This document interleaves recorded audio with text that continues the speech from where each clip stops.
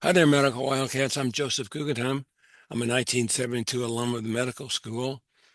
In observance of March as National Women's History Month, this morning's topic is on the All-Women Battalion of World War II, Battalion 6888, often called 6888.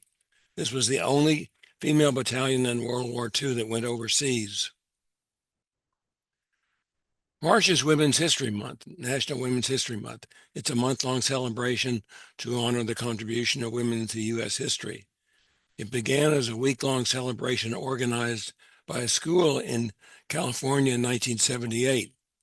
In 1980, President Jimmy Carter proclaimed the week of March 8th as National Women's History Week, and 6 years later, the event was expanded to include the entire month of March.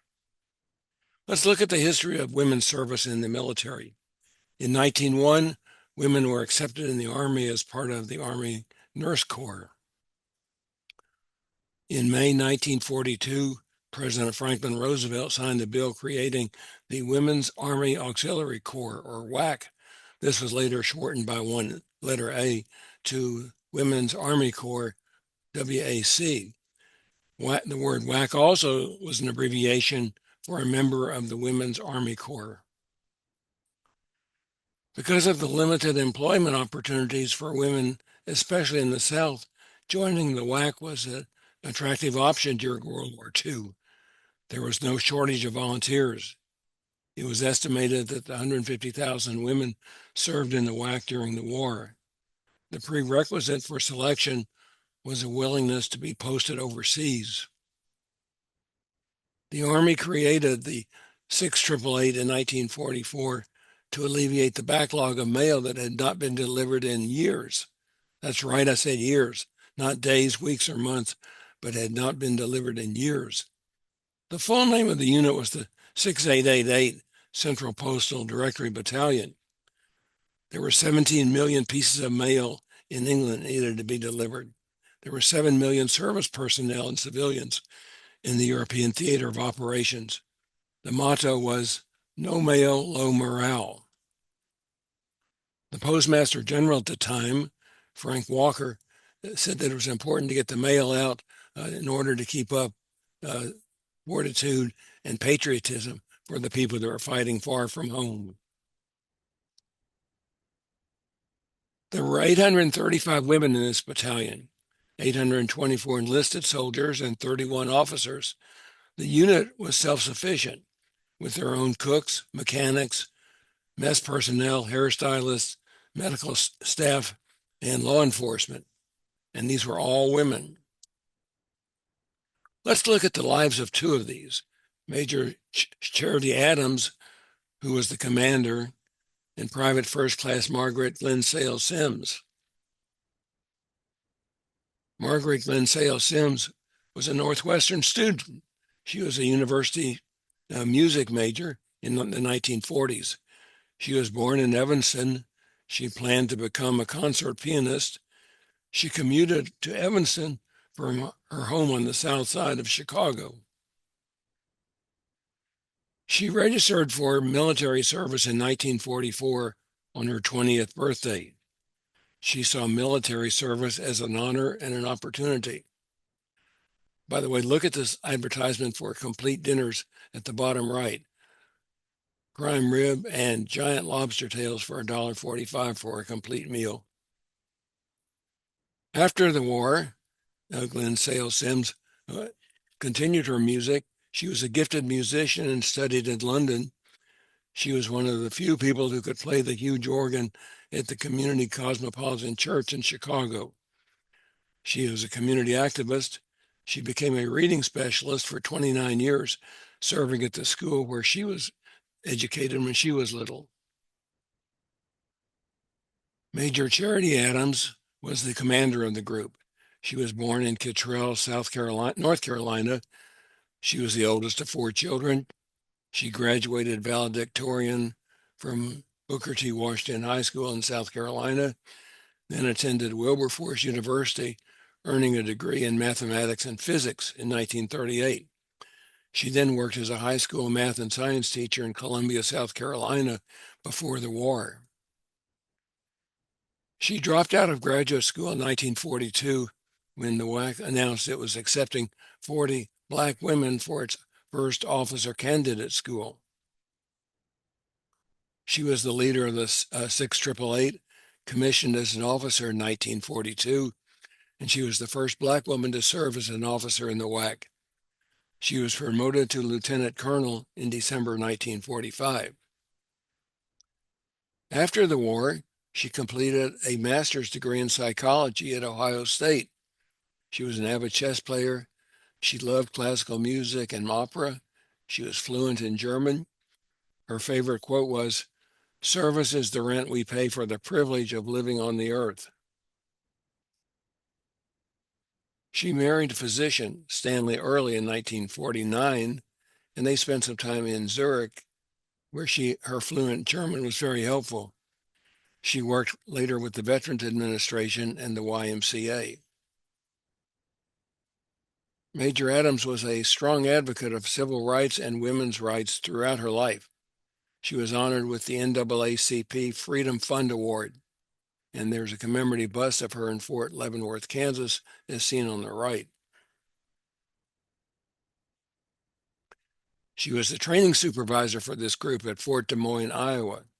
She was promoted to the training center's control officer. Their basic training lasted 4 to 6 weeks, which included obstacle courses and gas mask drills. Specialty training lasted 4 to 12 weeks after that. Fort Des Moines Museum and Education Center now preserves the history of the WACs. Most of her battalion departed for England on February 3, 1945, on the ship the Ile-de-France, which outran German U-boats.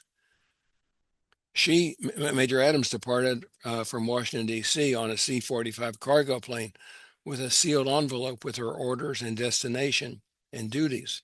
She did not know where she was going when the plane took off. When the plane was over the Atlantic, she could open the envelope and see that she was going to Birmingham, England, but her duties and job were not defined in that until she landed. She and the other 854 women met in England, and they were surprised that there was no time off. They immediately started working, rotating 3 8-hour shifts a day, around the clock, 7 days a week, sorting the mail. They had no time off for adjustment to the time change. Each shift, and there were 3 a day, handled an estimated 65,000 pieces of mail. Some of the mail and packages were 3 years old, including cakes and cookies that attracted rats in the warehouse where they were stored. And the picture on the right shows one of these warehouses. They cleared a backlog of 17 million pieces of mail in 3 months. The battalion lived and worked in temporary wooden buildings at King Edward School in England.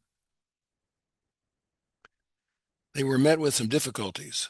There were 7,500 mail recipients named Robert Smith. Some of the mail was only addressed by the nickname.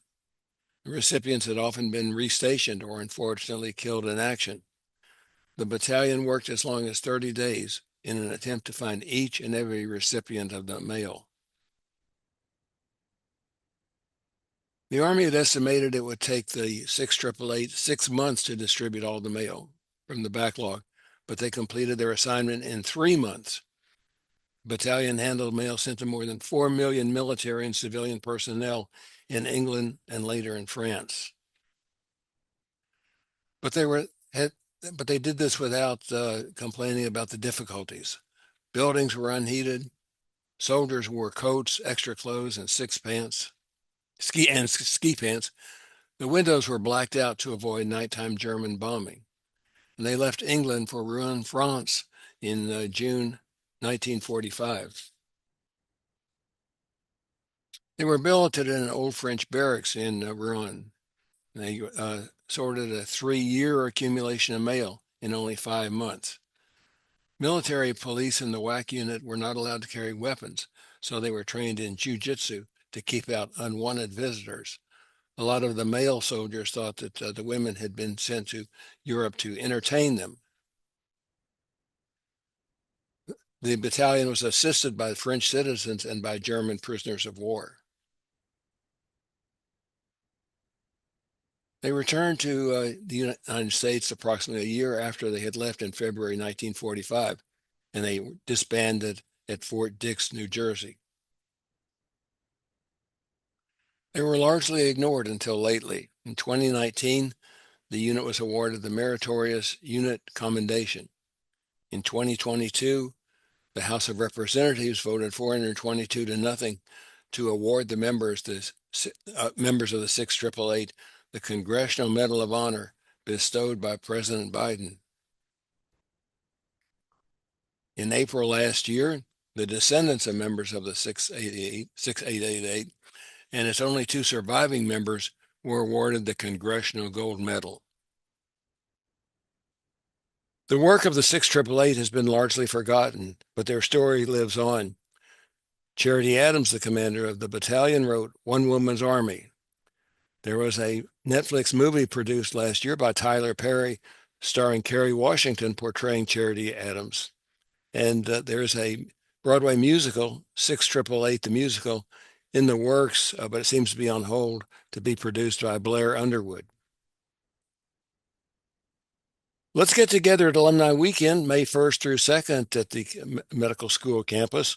It's a chance to earn some CME hours, reunite with your fellow alums, and see what's new in the medical center. I look forward to seeing you then in Chicago.